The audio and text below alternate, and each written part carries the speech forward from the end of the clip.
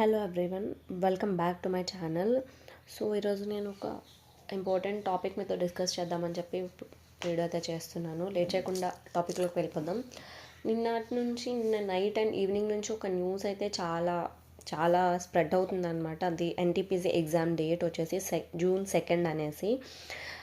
ఇది అఫీషియల్గా రిలీజ్ అయిందా లేదా అన్అఫీషియల్ అని చాలామందికి డౌట్ అయితే ఉంటుంది. ఇదైతే అఫీషియల్గా ఆర్ఆర్బీ అయితే ఏ ఎగ్జామ్ డేట్ని కూడా రిలీజ్ చేయలేదు. బట్ చాలామంది యూట్యూబ్ ఎక్స్పర్ట్స్ అంటే ప్రెడిక్ట్ చేస్తారు కదా ఎగ్జామ్ డేట్ మంత్ ఇట్లా.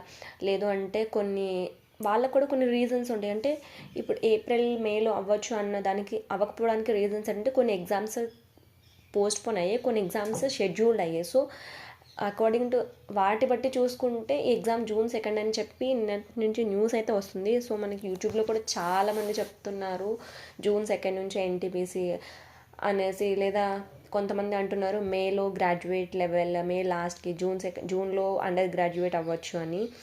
నేను చెప్పేది ఏంటంటే, మీలో ఎన్టీపీసీ ప్రిపేర్ అయ్యే ఆస్పిరెంట్స్ అయితే ఉన్నారు కదా, వాళ్ళకి నేను చెప్పేది ఏంటంటే not only NTPC, CGL also exam date ఎప్పుడైనా అవ్వనివ్వండి. అది అఫీషియల్గా వచ్చేంత వరకు మనం దేన్ని కూడా నమ్మలేం. అంటే దాన్ని గుడ్డిగా నమ్మి మన ప్లానర్స్ని, మన షెడ్యూల్స్ని వాటిని అంటే కరెక్ట్ వేలో వెళ్తుందని మళ్ళీ మధ్యలో బ్రేక్ చేయడం అంత బాగోదు. సో మీరు ఇప్పుడు ఎలా అయితే మీ స్టడీ అవుతుందో దాన్ని అయితే కంటిన్యూ చేయండి.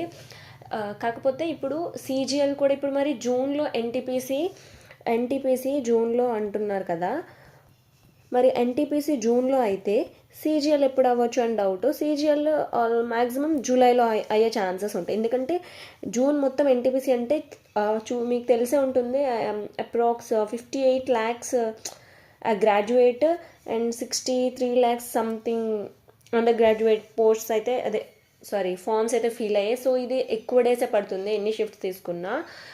సో అలా చూసుకుంటే జూలైలో సీజీఎల్ అయితే అవుతుంది.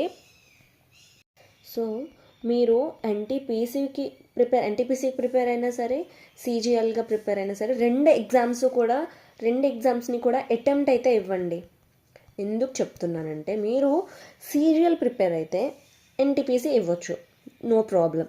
అదే ఎన్టీపీసీ ప్రిపేర్ అయితే సీజీఎల్లో ఒక్క సబ్జెక్ట్ ఇంగ్లీష్. అంటే మీకు వచ్చినంత అటెంప్ట్ని అయితే పక్కా ఇవ్వండి, మీరు దేనికోసం ప్రిపేర్ అయినా సరే. ఇది నేను చెప్తున్న అడ్వైజ్ ఫ్రమ్ మై సైడ్. ఎందుకంటే ఆల్మోస్ట్ సేమ్ సిలబస్ కాబట్టి అటెంప్ట్ ఇవ్వడంలో తప్పేం లేదు. అండ్ ఈ ఎగ్జామ్ డేట్స్ అవి కాకుండా మీ ప్రిపరేషన్ అయితే కంటిన్యూ చేయండి.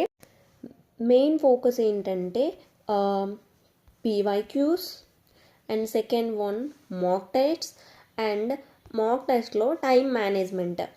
ఈ 3 అన్నమాట. ఈ 3 చాలా ఇంపార్టెంట్, ఐదర్ సీజీఎల్ అయినా సరే లేదా ఎన్టీపీసీ అయినా సరే. సో అండ్ ఇంకొక ఇంపార్టెంట్ ఏంటంటే, చాలామంది చదివేస్తున్నారు కానీ రివిజన్ మిస్ చేస్తున్నారు. దీనివల్ల యాక్యురసీ తగ్గిపోతుంది. అంటే నా వరకు కూడా సేమ్ ఇదే ప్రాబ్లం అవుతుందో. సో రివిజన్ చేయడం తప్పనిసరి. మీరు ఎన్ని లెసన్స్ చదివినా సరే అన్ని లెసన్స్ని రివిజన్ చేయండి. ఒకటి చదివితే ఒకటి, ఎన్ని అయితే అన్ని. రివిజన్ అనేది మస్ట్ తప్పనిసరిగా చేయాలి. రివిజన్ చేయకపోతే చాలా తర్వాత తెలుస్తుంది. ఇప్పుడు నాకు అనిపిస్తుంది అన్ని లెసన్స్ చదివితే వచ్చినట్లే ఉంటుండే, కానీ రివిజన్ చేయట్లేదు. అంటే లైక్ సెక్షనల్ మార్క్స్ కానీ మాక్ టెస్ట్లో కానీ నేను అటెంప్ట్ చేసేటప్పుడు మొత్తం మనకి 1, 2, 3, 4 ఆప్షన్స్ అయితే ఉంటాయి. నేను ఇందులోంచి 2 ఆప్షన్స్ని ఎలిమినేట్ చేయగలుగుతున్నాను. రిమైనింగ్ 2 ఆప్షన్స్లో ఇది ఆన్సర్ అని కన్ఫ్యూజ్ అయ్యి ఇది ఒకటి పెడితే ఒకటి రైట్, మనం పెట్టింది రాంగ్ అవ్వచ్చు, కొన్నిసార్లు రైట్ అవ్వచ్చు. ఎందుకంటే అది ప్రెడిక్ట్ చేసి పెట్టింది, గెస్ చేసి పెట్టింది ఎప్పుడు కరెక్ట్ అవ్వదు కదా, అక్యురసీతో పెడితేనే కదా కరెక్ట్ అవుతుంది. సో అందుకే వీటిపైన ఫోకస్ చేస్తూ రివిజన్ చేయండి. అండ్ ఉన్న టైంని వేస్ట్ చేసుకోకుండా మంచిగా యూటిలైజ్ చేసుకోండి. సో ఇది జూన్ 2 అంటే అది ఏది కన్ఫర్మ్గా చెప్పలేము. మనం అఫీషియల్గా వస్తే అప్పుడు దాన్ని నమ్మొచ్చు అనమాట. సో అంతవరకు మీ ప్రిపరేషన్ అయితే కంటిన్యూ చేస్తూ రివిజన్ చేస్తూ పీవైక్యూస్ మాక్ టెస్ట్ వీలైనంత ఎక్కువగా ప్రాక్టీస్ చేయండి. And all the best for your upcoming exams. Thank you for watching.